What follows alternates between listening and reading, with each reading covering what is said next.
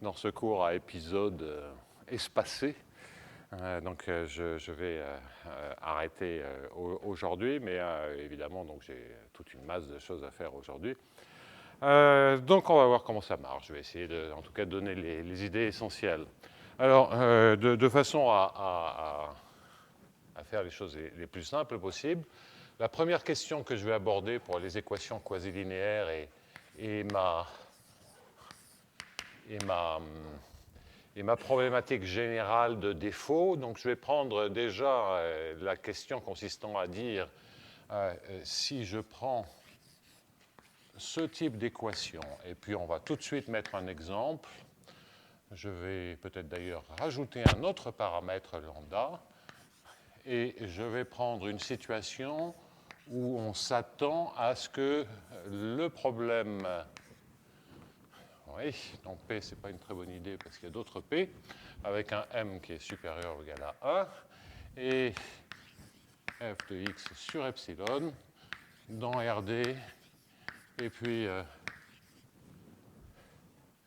excusez-moi, il y a un epsilon u epsilon qui manque, égal, et il n'y a pas de epsilon, donc plus u epsilon égale f de x sur epsilon dans RD. Je vais toujours prendre la dimension supérieure égale à 3 parce que, bon, la dimension 1, ce sont des équations différentielles ordinaires assez explicites, il n'y a pas trop de difficultés. Et la dimension 2 pose des difficultés spécifiques que l'on retrouvera, et là on ne pourra pas juste changer la dimension, enfin bouger, restreindre la dimension supérieure égale à 3, on verra qu'on a vraiment des difficultés liées à des signes de fonctions de Green. Comment dire les choses? Bien, on a déjà vu... enfin bref, on va voir assez systématiquement des fonctions de Green jouer un certain rôle dans ces problèmes. Et vous le savez bien que lorsque vous regardez la fonction de Green du Laplacien en dimension 3, le potentiel newtonien, il a un signe, il est positif ou nul. Et en dimension, il a le bon signe, positif ou nul. En dimension 2, en revanche, moins 1 sur 2pi log x, l'analogue du potentiel newtonien en dimension 2, bien ça n'a pas de signe, ça change de signe. Et ça va poser des problèmes assez techniques qu'il va bien falloir résoudre, et quand on aura des équations complètement non linéaires, on sera toujours dans les mauvaises dimensions en général. Donc on devra affronter ce problème. Pour l'instant, je le repousse. Lambda est un paramètre strictement positif qui, d'une certaine manière, mesure la quantité de... lambda égale à 0, on revient au cas précédent qui était le cas d'équation d'Hamilton-Jacobi.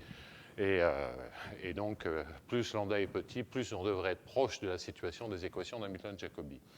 Alors, on a vu, et la première question, c'est donc de se poser, est-ce que ça a une influence sur l'homogénéisation?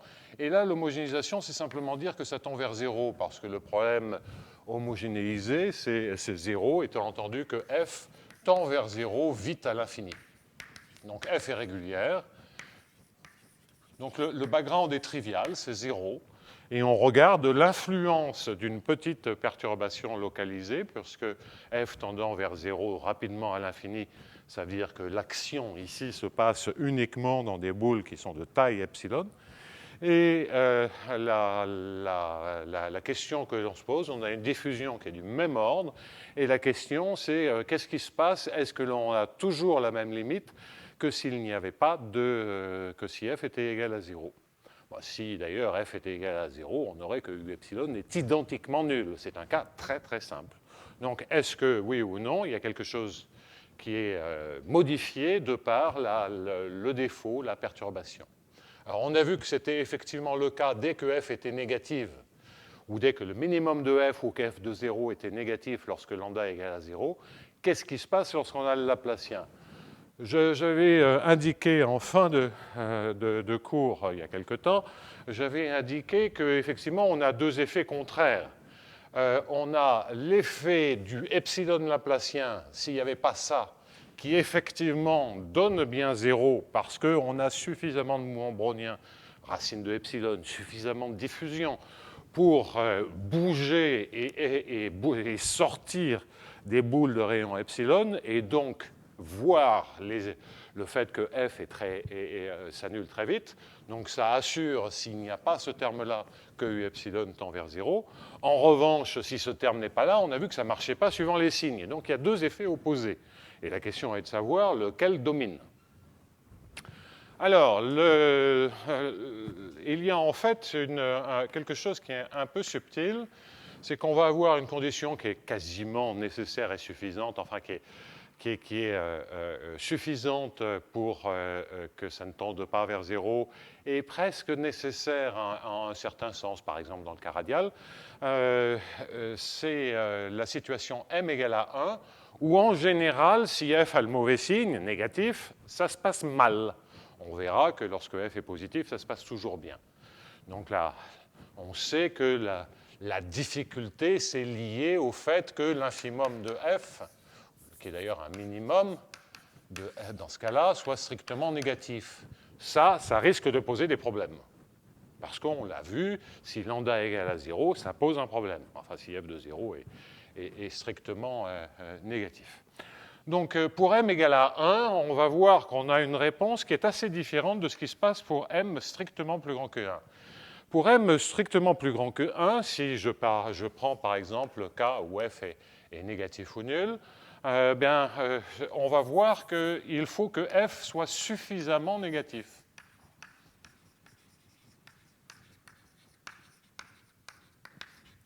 Ça ne suffit pas que le minimum soit strictement négatif, et on analysera ça en grand détail pour l'existence de correcteurs dans un instant. Par exemple, dans le cas m égale à 2, on aura une condition nécessaire et suffisante en termes du spectre d'un certain opérateur de Schrödinger. Donc, on comprendra ceci, mais ce n'est pas simplement un signe, il y a une question de taille.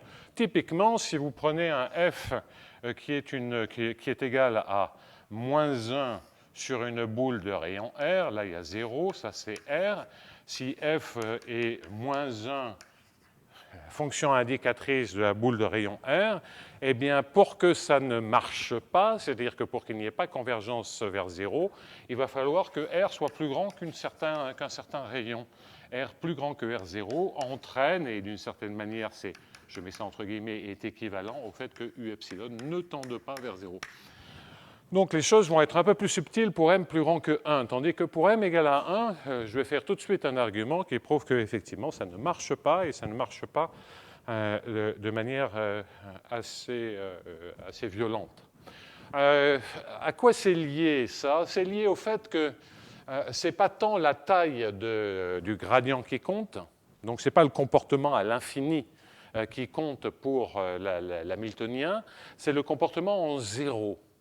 Et en fait, le comportement 0 en m égale à 1, il est plus fort qu'un comportement en 0 pour m plus grand que 1, parce que pour m plus grand que 1, on a une fonction qui s'annule beaucoup plus fortement en 0, tandis que pour m égale à 1, ça décolle assez vite, ça décolle linéairement. Et les autres, c'est plus aplati. Parce qu'effectivement, ça va être près de 0 que les choses comptent, étant entendu de plus qu'il y a des estimations de Lipschitz sur lesquelles je ne veux même pas intervenir. Donc ça, c'est quelque chose, un fait. C'est qu'il y a, par le principe du maximum, il est facile de voir que U epsilon est en fait majoré par le sup de la valeur absolue de f, par f à l'infini. Et ça, c'est le principe du maximum. Et puis, par des techniques dites de Bernstein, on peut aussi démontrer que le gradient de U epsilon est majoré indépendamment de epsilon. Et ça, c'est vraiment très, très général. Dès qu'on a un epsilon laplacien et dès qu'on a quelque chose qui croît au moins linéairement, et même on a besoin de moins que ça, on récupère effectivement des estimations qui sont indépendantes de epsilon. On avait vu ça lorsque lambda égale à 0, simplement en se servant de l'équation, parce que si U est borné, F est borné, bien automatiquement, lorsqu'il n'y a pas ce terme, le gradient est borné. Bon, si on a epsilon laplacien, ça se passe encore, c'est un peu plus compliqué. Donc, je signale ces faits, je ne les démontre pas, c'est tout à fait classique. Et voilà pourquoi il y a une différence entre le cas m égale à 1 et m strictement plus grand que 1. Donc, je vais faire la démonstration dans le cas m égale à 1. On va voir une condition apparaître. Alors, pour m égale à 1, ce que je vais mettre en place, c'est la stratégie suivante. C'est que je vais construire en fait une mesure invariante, moins epsilon lambda laplacien mu, donc qui va dépendre de epsilon, et une mesure invariante qui correspond à une force qui me ramène en zéro, puisque je veux voir zéro. Donc je vais prendre x sur norme de x fois gradient. Donc je regarde cet opérateur, pardonnez-moi. Je regarde cet opérateur, je vais expliquer dans un instant pourquoi, bon, peut-être je vais le faire tout de suite. C'est que effectivement, si j'écris moins epsilon laplacien u epsilon plus x sur norme de x gradient u epsilon, qui est bien un champ de vecteurs de taille 1 et qui correspond, si on regarde la dynamique derrière, qui correspond à dire que j'ai un brownien avec une certaine intensité, racine de epsilon lambda, il y a un racine de 2 en fait, et j'ai une force qui pousse en zéro. Donc c'est quelque chose qui va autant que possible me ramener proche de zéro, de façon à voir le plus possible les mauvaises valeurs éventuelles de f. Pensez que f est négatif près de 0, donc c'est ça qui pourrait gêner le passage à la limite vers 0, enfin la convergence vers 0. Donc si j'écris ceci, plus u epsilon, j'ai évidemment cette inégalité, puisque le terme linéaire que j'ai écrit ici est certainement inférieur partout à la norme du gradient. Bien. Maintenant, j'ai un opérateur linéaire pour lequel je peux construire une mesure invariante explicitement, je l'appelle mu epsilon, et ici je vais écrire moins divergence de x sur norme de x fois mu epsilon égale à 0, mu epsilon étant strictement positif, et l'intégrale de mu epsilon valant 1. Donc ça, c'est effectivement une mesure de proba invariante, c'est la loi invariante, la mesure invariante. Que dire de plus? Bien, c'est que dans ce cas très particulier, le mu epsilon, enfin c'est fait pour, le mu epsilon est connu explicitement parce que la force dérive d'un potentiel, et donc on a en fait une mesure invariante qui est une mesure de Gibbs. Alors, je vous rappelle rapidement comment ça marche. Toute l'équation peut être écrite, Laplacien c'est divergence de gradient, comme moins epsilon Laplacien gradient mu epsilon, et je vais mettre un moins devant, plus x sur norme de x fois mu epsilon. Et donc en particulier, je peux annuler non seulement la divergence, mais ce qu'il y a à l'intérieur de la divergence, en choisissant mu epsilon égale e puissance moins 1 sur epsilon lambda norme de x. Et il faut que je normalise ceci par z epsilon.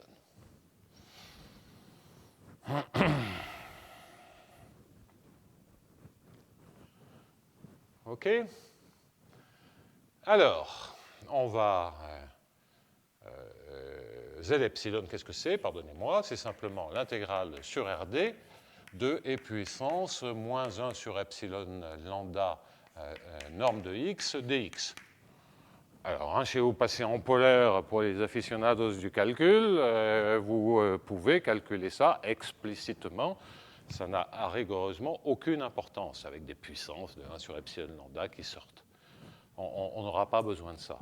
Alors, quelle est l'utilité d'introduire cette mesure? C'est que maintenant, je peux multiplier l'inégalité précédente par mu epsilon qui est positive ou nulle, et intégrer. Si j'intègre, évidemment, cela va tuer le premier terme, et j'en déduis donc, en multipliant l'équation de u epsilon par mu epsilon, que l'intégrale de u epsilon mu epsilon est inférieure ou égale à l'intégrale de f sur x epsilon mu epsilon. Donc là, lambda est un paramètre fixe et je ferai réapparaître lambda un peu plus tard. Comment conclure maintenant? Eh bien, mu epsilon étant de masse 1, ceci est certainement supérieur à l'infimum de u epsilon sur RD. Je minore u epsilon par sa plus petite valeur. mu epsilon est positif, et l'intégrale de mu epsilon vaut 1. Donc cette inégalité est triviale. Bon, ben, si jamais je sais que le truc qui est à droite est strictement négatif, j'aurais effectivement démontré qu'il n'y a pas convergence uniforme vers 0.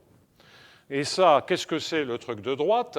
Eh bien, c'est l'intégrale de f de x sur epsilon et puissance moins x, valeur absolue, enfin norme de x sur epsilon lambda dx, divisé par l'intégrale de e puissance moins x sur epsilon lambda dx. Et donc là, vous voyez que le scaling est exactement ce qu'il faut. Donc on voit bien que c'était bien epsilon laplacien qu'il fallait. Parce que de toute façon, si ici on avait une puissance plus grande, on ne verrait pas le laplacien, et une puissance plus petite, on ne verrait pas ce bazar-là. Donc c'est juste le cas intéressant en termes d'échelle. Et là, maintenant, si vous faites un changement de variable en posant y égale x sur epsilon, vous voyez que les dx et enfin le changement, le epsilon puissance d qui apparaît dans le dx lorsque vous changez dx en dy, apparaît au dénominateur et au numérateur, et que donc ceci, c'est égal exactement à l'intégrale de f de y et puissance moins norme de y sur lambda dy, divisé par quelque chose qui est la normalisation de e puissance moins y sur lambda dy. Et donc la conclusion, c'est que si l'intégrale de f e puissance moins y sur lambda dy, divisé parce que je note z lambda, la normalisation, mais ça ne change rien au signe. Si je garde la normalisation, ce sera pour faire une remarque dans un instant. Si cette quantité est strictement négative, eh bien, on a obtenu une majoration loin de 0 du côté négatif de 1 de u epsilon, et donc u epsilon ne converge pas vers 0 uniformément. La moralité, c'est qu'on a donc une condition suffisante pour perdre, pour avoir une toute petite perturbation localisée, f peut même être à support compact, mais si ça a le mot est signe, ça ne marche pas. En particulier, si f est négative partout, ça ne marche jamais. Et donc là, on est proche du cas de Hamilton-Jacobi, on est proche du cas iconal, du cas du premier ordre. Et d'ailleurs, on retrouve le cas du premier ordre parce que quand lambda tend vers 0, ce que vous avez ici, c'est une approximation d'une masse de Dirac. Vous avez une fonction exponentielle que vous resserrez à l'origine, vous la piquez de plus en plus à l'origine. Donc quand lambda tend vers 0, ceci tend vers f de 0. Et on retombe sur le critère déjà vu pour les équations d'Hamilton-Jacobi. Donc là, c'est vraiment complètement cohérent. Et enfin, si dans le cas radial, c'est une condition nécessaire et suffisante, ça en tout cas lorsque f est négative croissante, c'est comme ça que c'est la même. C'est simplement parce qu'ici vous avez un égal à la place d'un inférieur ou égal. Donc c'est d'où il y a des égalités partout, d'où l'aspect nécessaire et suffisant. Alors donc, ça c'est un argument où on voit que c'est proche de Hamilton-Jacobi. Les arguments correspondants pour au cas m plus grand que 1, en fait, sont calqués sur des arguments que je vais introduire pour résoudre la deuxième question. Donc je gomme cet aspect-là, manquant de temps, et vous parle donc de la deuxième question, qui est la vraie question qui m'intéresse. Donc j'efface maintenant ceci, et je passe à la deuxième question.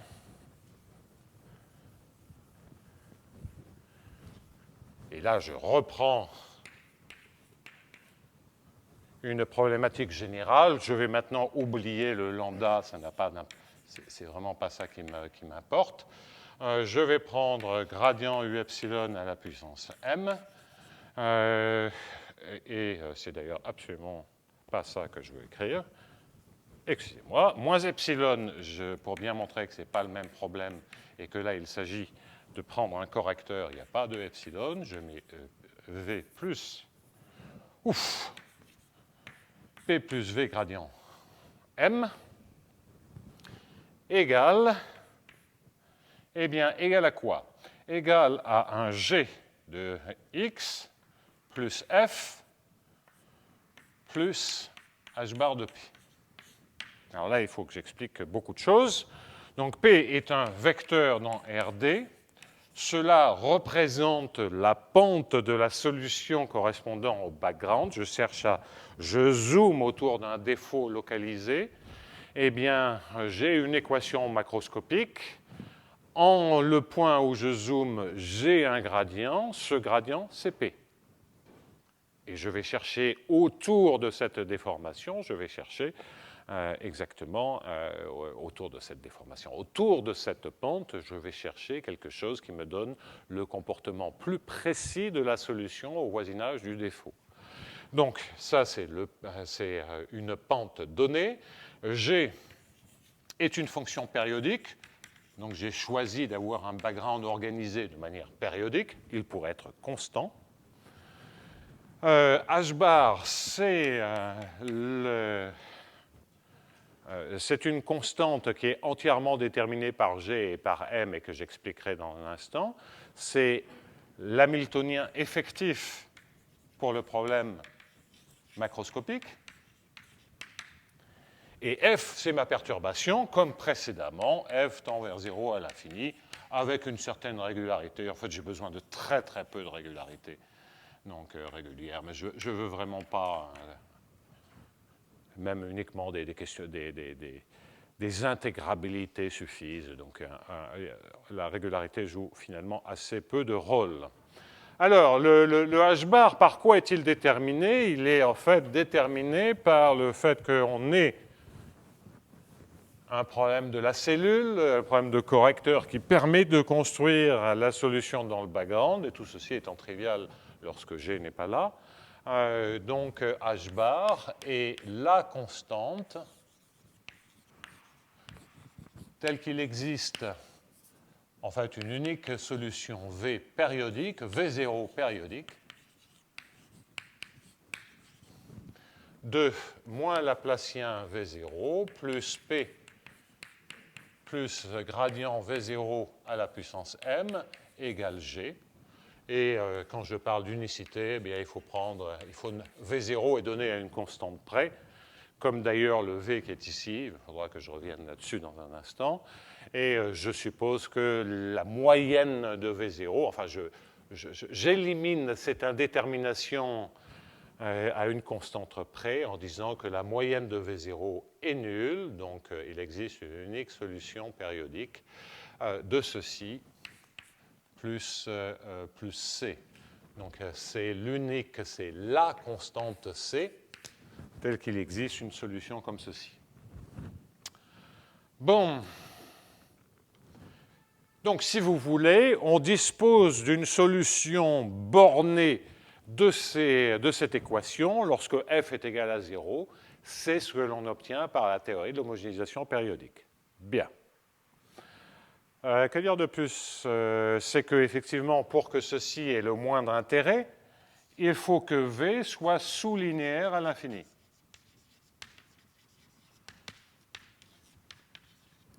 Parce que sinon, on ne sait pas, c'est d'une certaine manière pour distinguer le profil asymptotique du profil de la solution dans le background. Parce que ça, c'est P, c'est comme le gradient de la solution du problème macroscopique.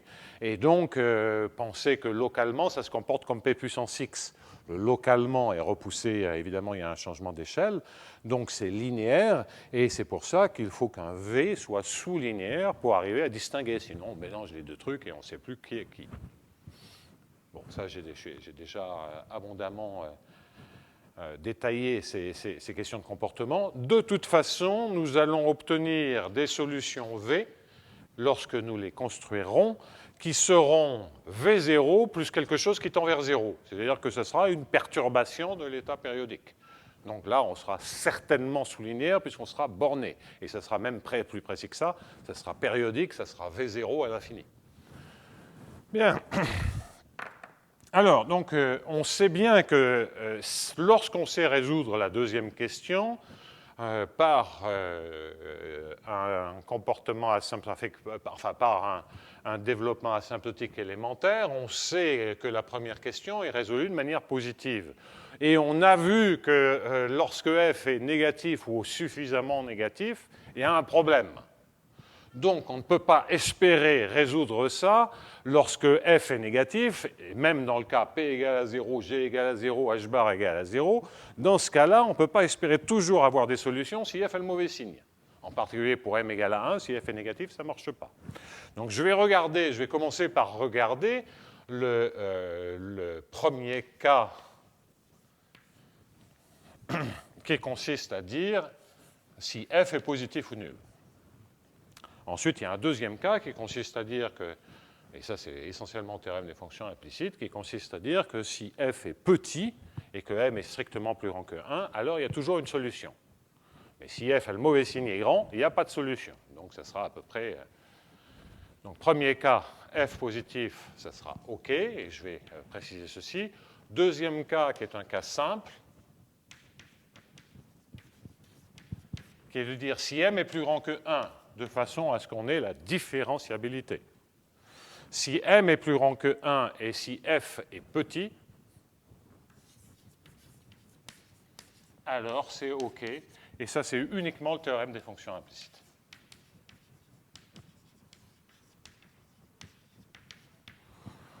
Bon, ça, je n'en dis pas plus, c'est totalement élémentaire. M plus grand que 1, ça permet de différencier. Si m égale à 1, on ne peut pas dériver ce bazar-là. Donc, et on a vu de toute façon qu'il y avait une difficulté dès que f était négatif. Donc, des questions de taille ne suffisent pas, puisque là, il y a juste un signe. Donc, exclure m égale à 1, c'est raisonnable. Si f est égal à 0, on a une solution, c'est notre V0. Donc la question est de savoir au voisinage de V0, si f est petit, peut-on trouver des solutions? Donc on regarde le problème linéarisé. Si le problème linéarisé est bien inversible, on a à ce moment-là une solution par le théorème des fonctions implicites pour f petit. Alors l'analyse du problème linéarisé, on va la retrouver de toute façon dans le premier cas, on va la retrouver de manière cachée, enfin de manière un peu directe dans le premier cas, donc c'est pour ça que je ne parlerai que du premier cas. Et enfin, je regarderai à la loupe le cas m égale à 2, p égale à 0, ou en tout cas g égale à 0, parce que c'est... Enfin, en exemple, pour bien voir qu'est-ce qui joue là-dedans. Alors, sur le premier cas, eh bien, en fait, ce qu'on va démontrer, c'est qu'il existe en fait une unique solution V qui est de la forme V0 plus U, où U tend vers 0 à l'infini.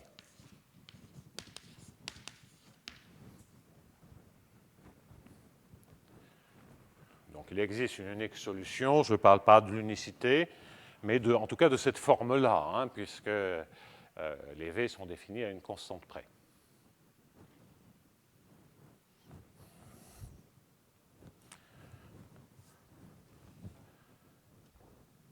Alors, cherchons une équation pour le U, puisqu'a priori, on tente une perturbation. De quoi s'agit-il? Il s'agit de comprendre P plus gradient V0 plus gradient U puissance M, moins P plus gradient V0 puissance M, c'est-à-dire que je retranche de cette équation l'équation pour V0. Et je récupère à droite simplement égal à F. Simple soustraction, puisque le C, c'est H bar.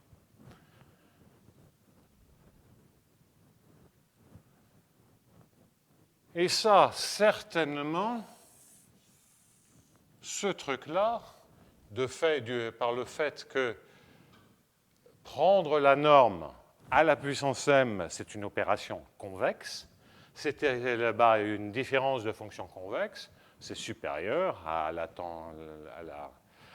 c'est simplement rappeler qu'une fonction convexe est au-dessus de sa tangente. Donc ceci est certainement supérieur à quoi? Eh bien à mp plus gradient v0 à la puissance m moins 2, p plus gradient v0, scalaire, gradient u.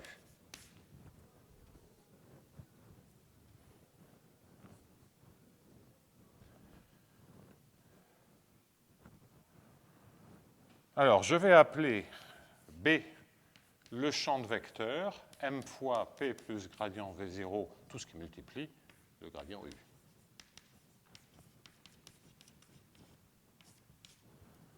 Et la seule information que j'ai sur ce champ de vecteur, c'est qu'il est périodique. Bon, parce que je ne sais pas ce qu'est gradient V0, donc dans le cas m égale à 2, je connais sa moyenne, mais enfin bon, bref, j'ai essentiellement très très peu d'informations, à part le fait qu'il soit périodique. Alors, quelle est la stratégie de démonstration? La stratégie de démonstration, c'est de dire que pour construire un tel U, et d'ailleurs ce U sera positif ou nul, puisque f est positif ou nul,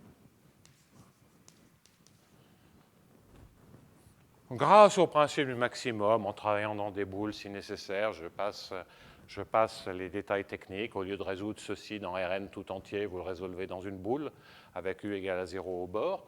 Eh bien, vous avez certainement que U égale à 0 est une sous-solution.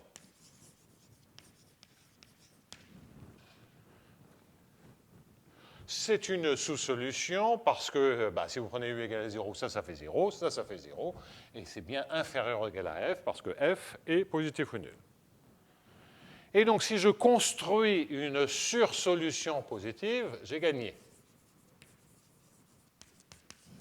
Mais comme j'ai le supérieur ou égal, il suffit que, comme sursolution, je construise, je vais commencer à manquer de notation, moins Laplacien W plus B gradient W égale à F dans RD, avec un W positif, et tant qu'à faire, qui tend vers 0 à l'infini.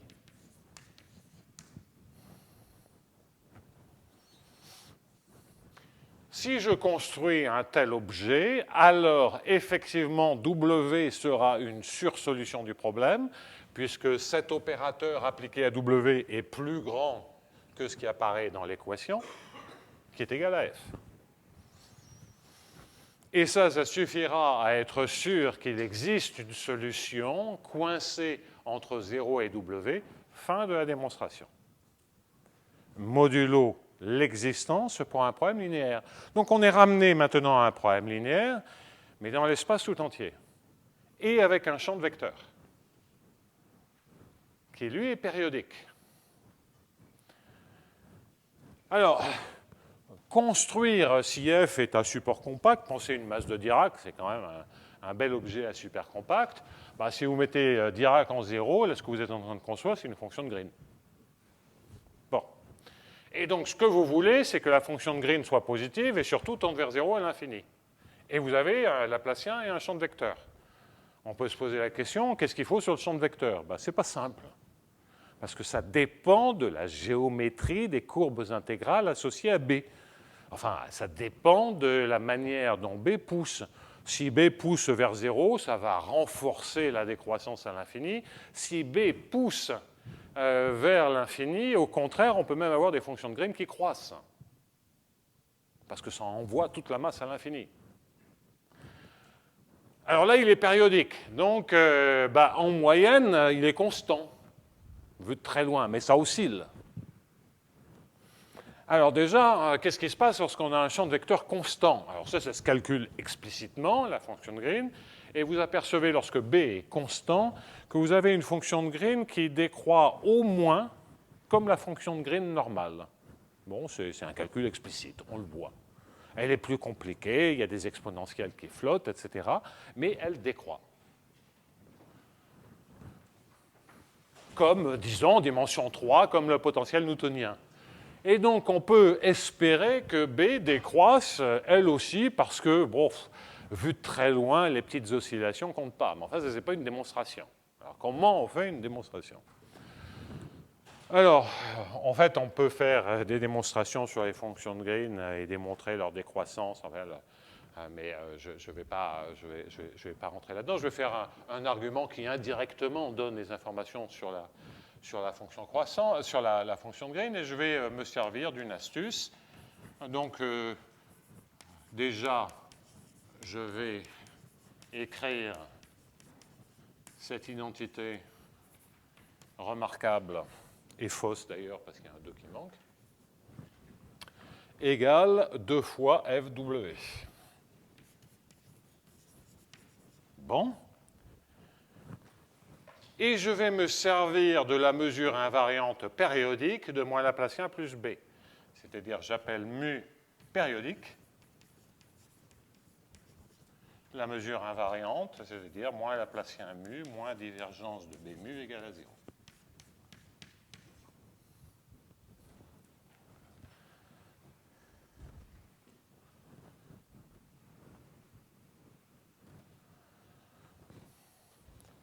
Bon.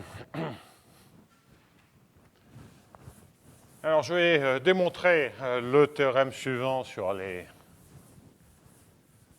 ce genre d'équations linéaires. Donc, c'est des choses assez amusantes parce que quand même, la fonction de Green du Laplacien, on la connaît depuis le 19e siècle. Hein, et rajouter un champ de vecteurs et essayer de comprendre ce qui se passe sur les fonctions de Green, c'est une question de base et qui n'a été, à ma connaissance, complètement oubliée dans la littérature. Mais là, on en a besoin. Et elle est oubliée parce qu'en général, on ne peut rien dire. Sauf dans certaines classes, et on va voir que le cas périodique est une classe qui apparaît. De manière plus générale, la démonstration montrera que lorsqu'on a quelque chose comme une mesure invariante, alors tout se passe bien.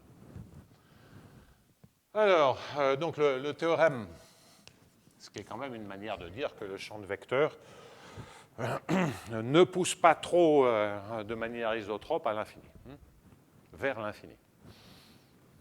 Bon, cela dit, je n'ai absolument pas réfléchi au cas général, j'avais ce cas qui m'intéressait et qui est résolu. Donc, si B est périodique, si F, on est en dimension supérieure ou égale à 3, et dans L2D sur D plus 2, c'est un exposant qui est associé à l'exposant de Sobolev, ça fait 6/5 en dimension 3, peu importe. Alors, positif au là, il n'y a plus besoin de signe. Alors, il existe une unique solution W qui appartient à L2D sur D-2, exposant de Sobolev avec gradient V dans L2.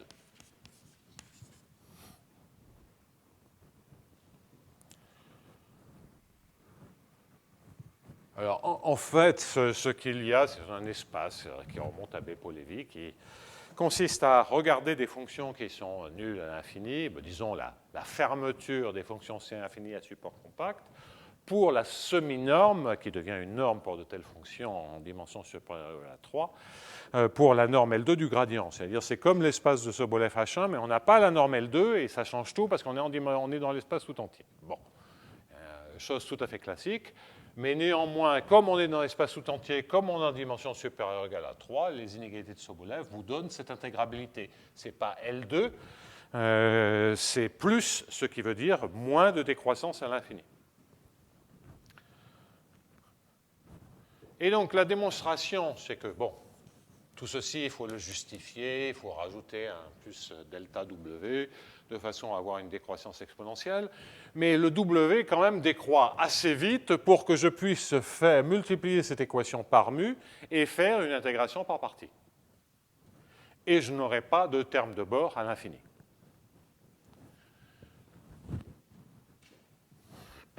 Bien, alors, si je fais ça, donc au moins formellement, j'en déduis donc très simplement que l'intégrale de mu gradient W carré est égale à 2 fois l'intégrale de mu f dw. Donc là-dedans, mu est strictement positive. Et intégrale de mu sur la cellule de périodicité vaut 1. Alors, parce que c'est du Laplacien, parce que j'ai de la régularité elliptique, je vais savoir que mu est compris entre deux constantes, mu bar strictement positif et mu bar par-dessus strictement fini. Enfin, fini. Et ça, c'est une propriété liée aux équations elliptiques. Et donc, lorsque j'ai cette identité remarquable, eh bien, j'en déduis que l'intégrale de gradient W carré est majorée par 2, d'ailleurs, il n'y a pas de 2, est majorée par mu bar mu bar par-dessus divisé par mu bar par-dessous fois l'intégrale de FW. Donc vous voyez que j'ai essentiellement la même identité d'énergie que si je regardais l'équation avec un Laplacien et que je paye le champ périodique par une constante de vent qui est la plus grande valeur de mu par la plus petite valeur de mu. Et ça, une fois qu'on a ceci, on est ramené à des situations très simples. Donc ça, c'est une constante. Ceci se majore par C0 fois F L2D sur D plus 2 U, enfin W dans L2D sur D moins 2. Et puis l'inégalité de Sobolev vous dit que ceci se majeure par C1 F, je ne réécris pas dans quel espace, gradient W dans L2. J'obtiens une estimation a priori qui me permet de démontrer le théorème. Donc il y a beaucoup d'étapes, comme toujours, dans des théorèmes comme ceci, qui sont standards. Le point clé, c'est d'obtenir une estimation a priori, et on l'obtient assez facilement en se servant de ce multiplicateur, à savoir mu. Alors, de manière générale, pour encore mieux comprendre ce théorème et d'ailleurs étendre un petit peu sa portée, je vous ai parlé de fonction de Green, donc je ne sais pas où je vais écrire ça. Je crois que je peux effacer la première question. Donc, remarque.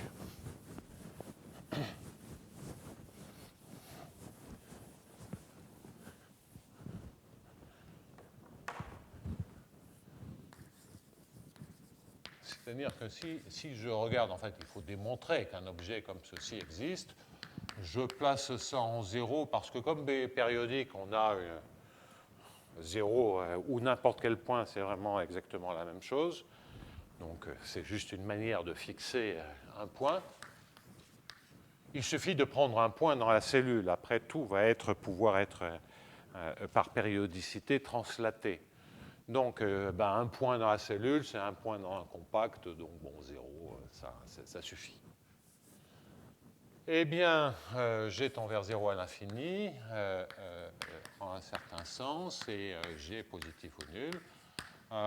Eh bien, ça se résout dès que B est périodique, et on a un G qui est qui a exactement les mêmes comportements que le potentiel newtonien, qui est donc 1 sur x d-2, donc c'est d sur d-2, espace de Lorentz, et d sur d-2 infini, avec gradient g dans LD sur d-1 infini. Bon, et la manière dont on démontre ce genre de choses, c'est en se servant d'une astuce que j'ai déjà développée dans le cours avec des troncatures. Vous multipliez l'équation par G inf R fois mu, le même mu qui est là-bas. Et vous en déduisez que l'intégrale de gradient G carré, fonction indicatrice de G inférieur ou égal à R, est majorée à nouveau par mu bar sur mu bar fois R.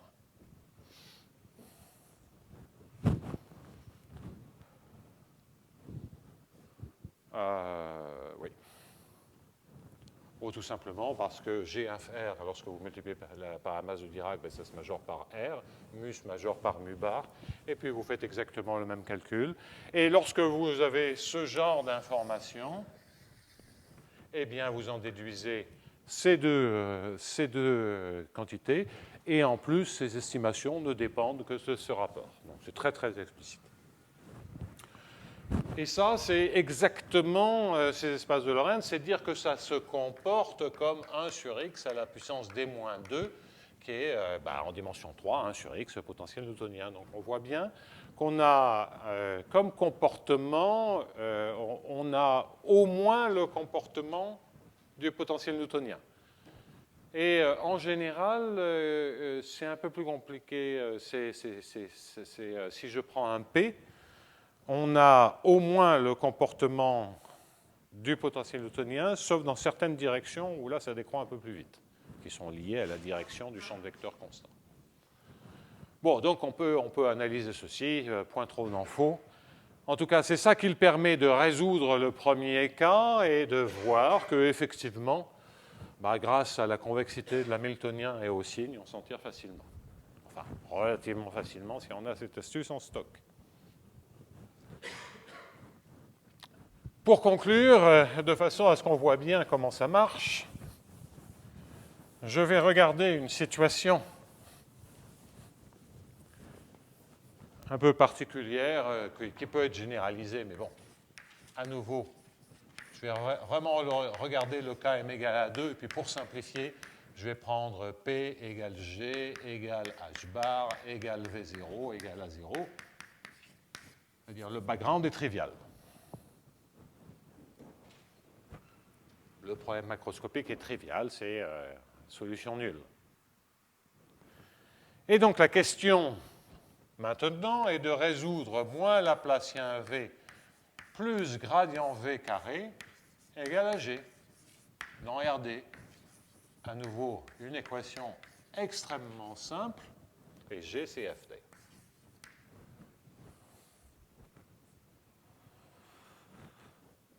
Avec un F qui est régulier, qui tend vers 0 assez vite à l'infini. Alors là encore, une fois qu'on a une démonstration, on peut triturer la démonstration pour essayer de gagner la plus grande généralité possible. Ce que je veux vous montrer, c'est une technique, c'est une approche.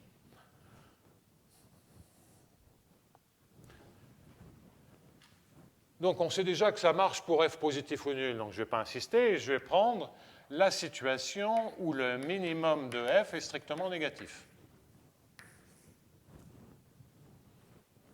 Puisque c'est au fond la seule chose qui reste. Et je vous rappelle qu'on cherche un V, en fait on trouvera un V qui tend vers 0 à l'infini, mais on cherche un V qui soit sous-linéaire. Et on trouvera, lorsqu'on peut résoudre le problème, quelque chose qui est en fait qui tend vers 0 à l'infini. Mais stricto sensu, comme je veux des conditions quasiment nécessaires et suffisantes, j'insiste sur sous-linéaire. Alors, une transformation qui est bien connue depuis au moins 50 ans, même plus, un peu plus, presque 60 ans maintenant, c'est la transformation de Kohl-Hopf pour ces équations-là, qui consiste à poser phi égale e puissance moins v. Donc v sous-linéaire devient que phi est, entre guillemets, sous-exponentiel.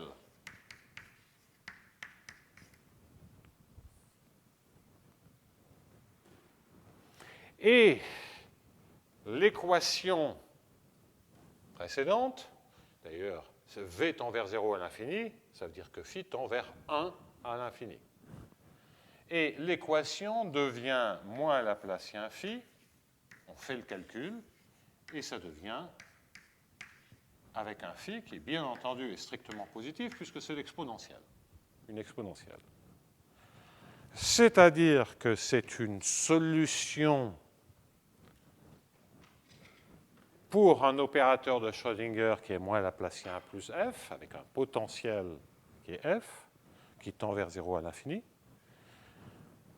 Ce n'est pas, en général, l'état fondamental associé à moins Laplacien plus f. Parce que typiquement, quand je dis que phi tend vers 1 à l'infini, phi n'est pas nul à l'infini, ce n'est pas l'état fondamental. C'est une fonction propre, entre guillemets, généralisée. Et construire des fonctions propres généralisées, c'est pénible. C'est compliqué. Donc attention, on n'est pas ramené à une question standard sur le spectre des opérateurs de Schrödinger. On est ramené à une question bizarre qui consiste à construire un état, une fonction propre généralisée, strictement positive, et dont le comportement à l'infini est sous-exponentiel. Bon. Alors, le sous-exponentiel, on va comprendre comment ça joue un rôle, mais pourquoi ça joue un rôle et comment c'est lié à des questions spectrales. Et de façon à mesurer les questions de taille, puisque je vous ai déjà parlé qu'il y avait des questions de taille, je vais mettre un paramètre lambda devant, puisque je vous ai déjà dit que si lambda était petit, hein, là on est dans la situation où m est strictement plus grand que 1, puisqu'il vaut 2, pour lambda petit, on s'attend à ce qu'il y ait une solution, et que je vous ai annoncé il y a très longtemps maintenant que si lambda était grand, il n'y avait pas de solution, si f était suffisamment négatif. Donc, il y a quelque part, on bascule de l'existence d'une solution à la non-existence d'une solution.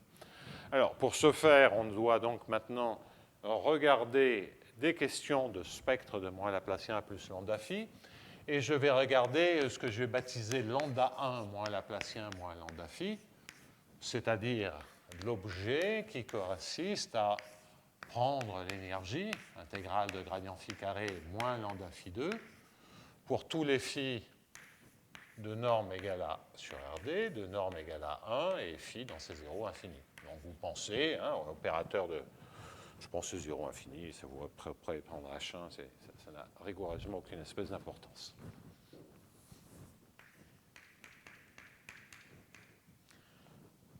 Moins lambda, il manque un F ici. Donc ça, c'est l'énergie fondamentale pour cet opérateur de Schrödinger dépendant d'un paramètre. Cette énergie fondamentale, du fait que f tende vers 0 à l'infini, est toujours négative ou nulle. Parce que vous pouvez toujours envoyer toute la masse à l'infini, hein, et vous diluez, vous diffusez complètement, ça tend vers 0, ça tend vers 0.